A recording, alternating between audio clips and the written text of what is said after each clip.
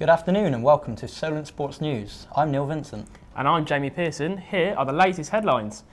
Jermaine Defoe is in line to make his first England appearance in 3.5 years when they host Lithuania at Wembley on Sunday. The informed Sunderland striker has scored 14 goals in 31 games this season, but hasn't played for his country since November 2013.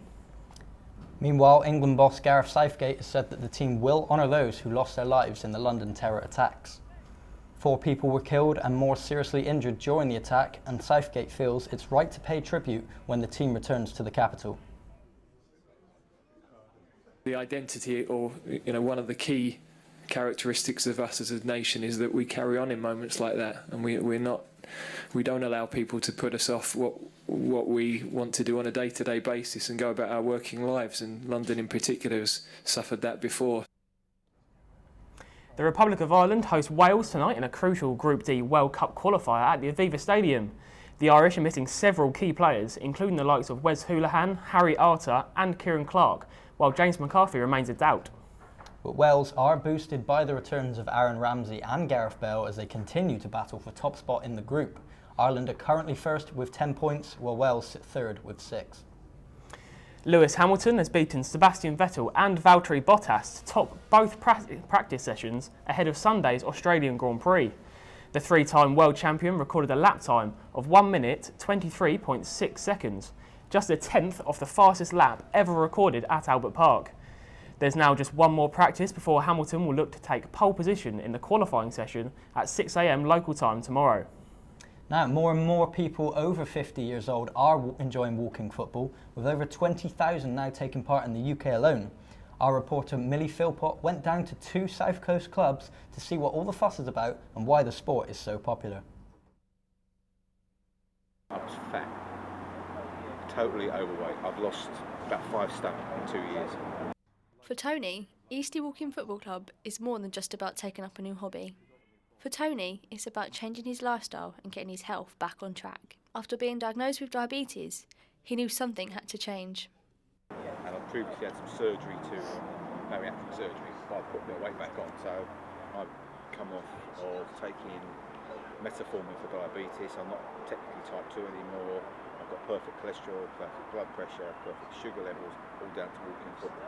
It's easy. You don't actually have to be skillful, although it does help.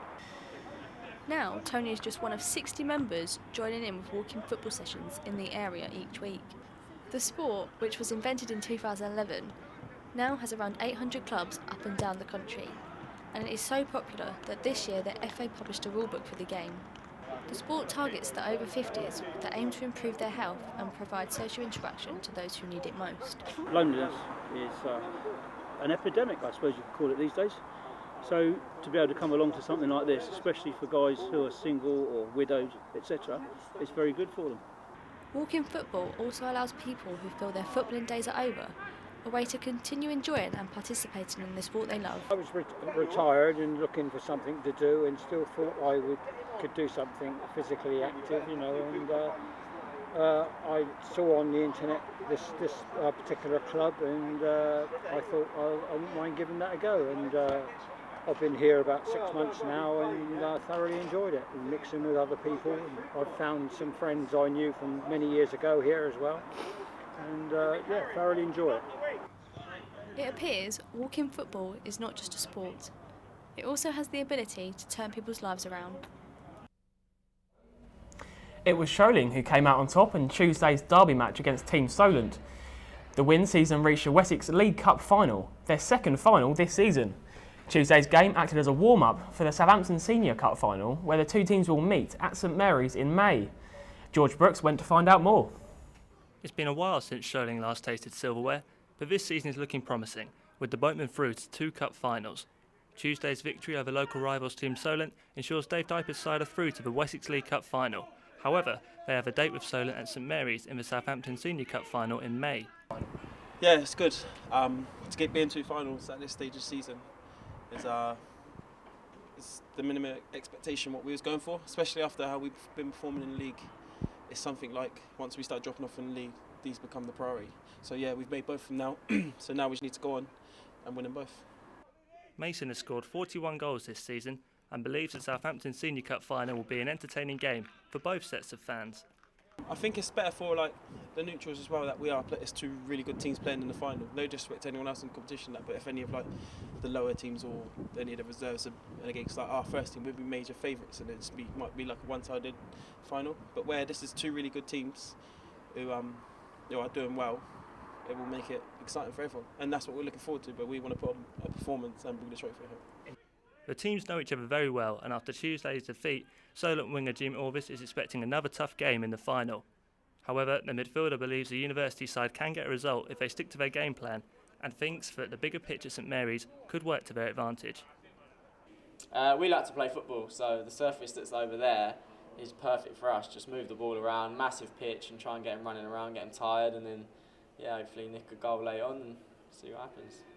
It was tough, it was a tough game. We knew what they're about, we played them a few times before, and they don't change much. They're just good at what they do, quite effective. They got a striker who scores loads of goals.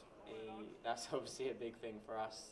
And they're just effective all around the pitch. They've got players that are just good at their job, stick to what they're good at, and just grind out results. So it's about matching that, really. Solent are aiming for a third successive Southampton Senior Cup trophy. For a university side, this would be a fantastic achievement. Oh, it'd be class. The first year we did it, it was massive. We hadn't done it for a few years as a university, so to do it for the third time in a row in kind of the 3 seasons I've been playing as well, I know it'd mean a lot to the boys, and it'd be great. The teams will meet again in the league in April before the big final at St Mary's in May. For now, though, it's Advantage Sholing. George Brooks for Solent Sport. UK kickboxing number 1 Mo Abdurrahman returned to Southampton after he was victorious at an 8-man tournament with huge implications for his future. Jamie Pearson reports. Exile Gym in Shirley, home to UK kickboxing number 1 Mo Abdurrahman, welcomed home its champion after his victory at the Road to Glory tournament. After enjoying his moment in the spotlight and earning a contract on the biggest kickboxing show in the world, Abdurrahman returned to his humble digs and reality. Into reality, you've got to clean up and go back to normal. Absolute mess. Stay. Instead of basking in his glory, Abdurrahman is back in training and looking forward to what this means for his future. Definitely a defining step in my career. I think that'll be hopefully anyway, fingers crossed it all goes well in Glory. That'll be a bigger defining step in my career, getting that Glory contract, because we was talking about it before, there's not many shows out there that do that have a stepping stone to go on to Glory. It's quite hard from the UK to get a shot on Glory, so that is a big thing, getting that contract. Adding to his and the gym's impressive collection of trophies is not something that could be done with skill alone. Since joining the gym as a fresh-faced, skinny teenager 7 years ago, Abdurrahman's hard work and dedication has helped guide the kickboxer to his success. Working alongside him from the start, his coach Dean Kendall praised the fighter's grit and determination. I'm proud of Mo. It's not just his performance, and it's not just like I said to you, it's his dedication, and I'm proud of Mo for that. His dedication and his sheer pig-headedness to keep going. The backing and family spirit inside the gym is unrivaled, but the 21-year-old's support goes beyond those with him in the ring. Despite not enjoying the best of relationships with his mother, his father, Reza Abdurrahman, is always keen to show his support.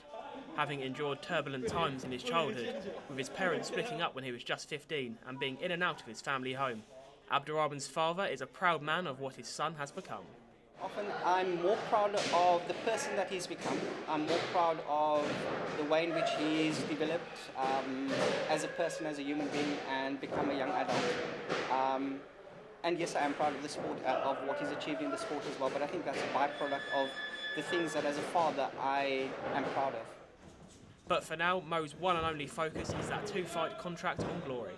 Impressed there, and the young fighter may give himself a chance of moving out of the gym and creating a life of his own. Jamie Pearson, Solent Sport News. That's all from us today. Thanks for tuning in, and be sure to keep up to date with more news stories throughout the week on our website solentjournalism.co.uk.